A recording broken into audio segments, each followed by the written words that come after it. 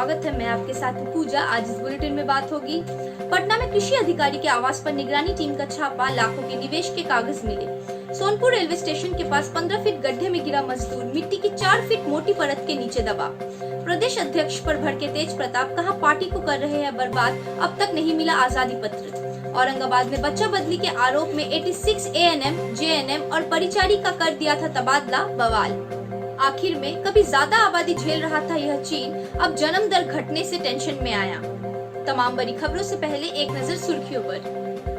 Corona जांच में गड़बड़ी को लेकर एक्शन में दिखे मुख्यमंत्री नीतीश कुमार, बोले किसी को नहीं छोड़ेंगे। इंडो नेपाल बॉर्डर एरिया में दोनों देशों की मौजूदगी में होगी ज्वाइंट सर्वे, कागजी प्रक्रिया शुरू। प्रशांत किशोर के घर पर चला बुलडोजर, चहारदीवारी तोड़ी। बिहार में सरस्वती पूजा में लॉ एंड ऑर्डर के लिए अर्धसैनिक बलों की 2 कंपनियों की होगी प्रतिनियुक्ति। और सुर्खियों के बाद अब बात करेंगे आज की सबसे बड़ी खबर की। कृषि विभाग की भूमि संरक्षण के निदेशक गणेश कुमार उर्फ गणेश राम के आवास पर आय से अधिक संपत्ति के मामले में निगरानी विभाग की ओर से शनिवार को छापेमारी की गई। तलाशी में विभिन्न बैंक को बीमा पॉलिसी में निवेश सहित जमीन के कागजात मिले हैं। लाखों के जेवरात और 5,10,000 रुपए नकद बरामद किए गए हैं। गणेश कुमार के खिलाफ निगरानी थाना में आय से 1,43,91,023 रुपए अधिक संपत्ति रखने का मामला भी दर्ज किया गया है।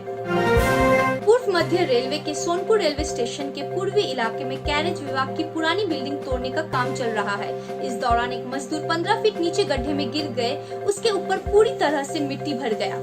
4 फीट मिट्टी की मोटी परत के नीचे मजदूर के दबते ही घटना स्थल पर चीख पुकार मच गई। स्थानीय लोगों और मजदूरों ने JCB के सहारे से मजदूर को रेस्क्यू करके बाहर निकाला। बेहोशी की हालत में उसे अस्पताल पहुँचाया गया, जहाँ उसकी स्थिति सामान्य है।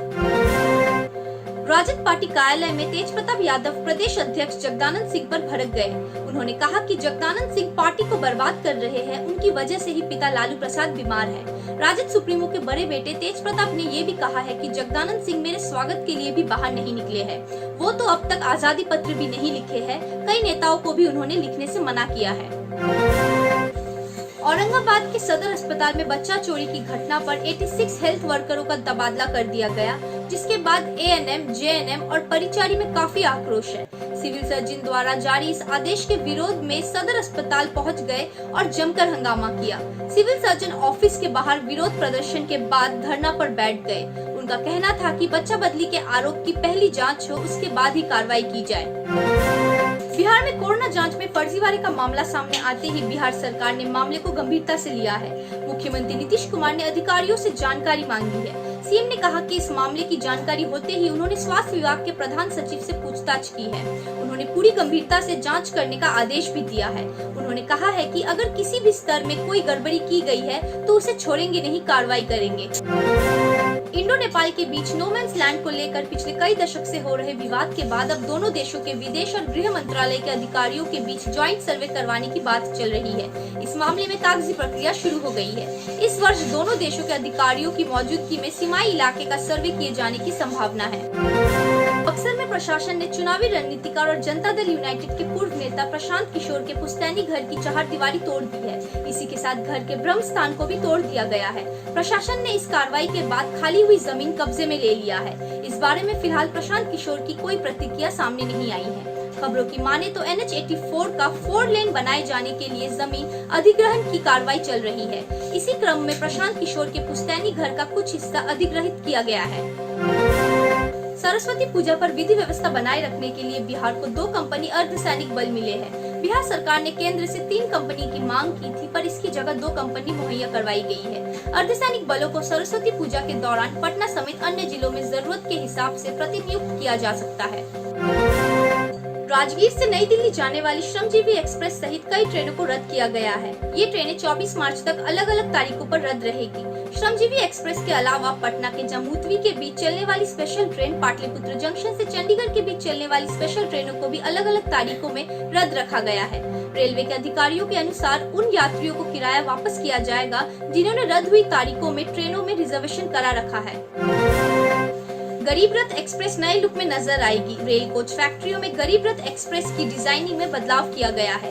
कोच के अंदर और बाहर की साज सज्जा, बर्थ के लेआउट में बदलाव किया गया है। सबसे खास बात यह है कि एक कोच में 83 बर्थ का प्रावधान किया गया है।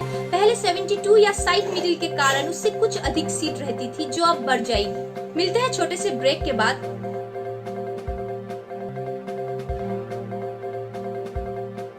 मॉर्निंग बुलेटिन में फिर से आपका स्वागत है। अब देश दुनिया पर एक नजर। सुप्रीम कोर्ट ने कहा है कि प्रदर्शन करने का अधिकार कहीं भी और कभी भी नहीं हो सकता। इसके साथ ही कोर्ट ने पिछले साल पारित अपने आदेश की समीक्षा की मांग वाली याचिका खारिज कर दी। बीते साल एक फैसले में उच्चतम न्यायालय ने कहा था कि शाहीन बाग में नागरिकता संशोधन कानून के खिलाफ प्रदर्शनों के दौरान सार्वजनिक रास्ते पर कब्जा जमाना स्वीकार्य नहीं है। कांग्रेस के पूर्व अध्यक्ष राहुल गांधी ने कहा है कि पिछले कुछ वर्षों में नफरत को इस कदर सामान्य कर दिया गया है कि अब क्रिकेट भी इसकी चपेट में आ गया है। भारत हम सभी का है, उन्हें हमारी एकता भंग मत करने दीजिए। कांग्रेस नेता ने यह टिप्पणी उस वक्त की है जब दिग्गज घरेलू क्रिकेट वसीम जफर पर उत्तराखंड टीम का कोच रहते हुए धार्मिक आधार पर चयन को प्राथमिकता देने का आरोप लगा है। दिल्ली के मंगोलपुरी इलाके में बुधवार रात बीजेपी कार्यकर्ता रिंकू शर्मा की चाकू मारकर हत्या किए जाने के मामले में सियासी बयानबाजी तेज हो गई है। दिल्ली से सत्तारूढ़ आम आदमी पार्टी ने इस मामले में केंद्रीय गृह मंत्री अमित शाह से इस्तीफे की मांग की है। आपके विधायक सौरभ भारद्वाज ने शनिवार को प्रेस कॉन्फ्रेंस कर कहा कि बीजेपी के राज्य में हिंदू भी सुरक्षित नहीं है। चीन से बढ़ते खतरे से निपटने के लिए अमेरिका ने एक नई हाइपरसोनिक मिसाइल को विकसित किया है। यह मिसाइल 1 घंटे में 6000 किलोमीटर से भी अधिक की दूरी तय करने में सक्षम है। इसे जल्द ही अमेरिका सेना में शामिल किया जा सकता है, जिसे लेकर आर्मी की एक खास यूनिट को ट्रेनिंग भी दी जा रही है। एक समय था जब चीन में दुनिया की सबसे ज्यादा आबादी होने से सरकारें चिंतित थी। वहीं अब जन्म दर घटने से चीन परेशान है। इस देश में लोग अब बच्चे पैदा करने से कतरा रहे हैं। बीते साल चीन में नवजात शिशुओं की संख्या में 15% की गिरावट देखने को मिली है। चीन में एक बच्चा पैदा करने संबंधित नियम लागू किए गए थे, मगर चीन ने 2016 में एक बच्चे वाली नीति छोड़ दी। फिर भी वहाँ जन्म दर लगातार घट रही है। बिहार टिक्स के मॉर्निंग बुलेटिन में सिर्फ इतना ही। देखते रहिए बिहार टिक्स। नमस्कार।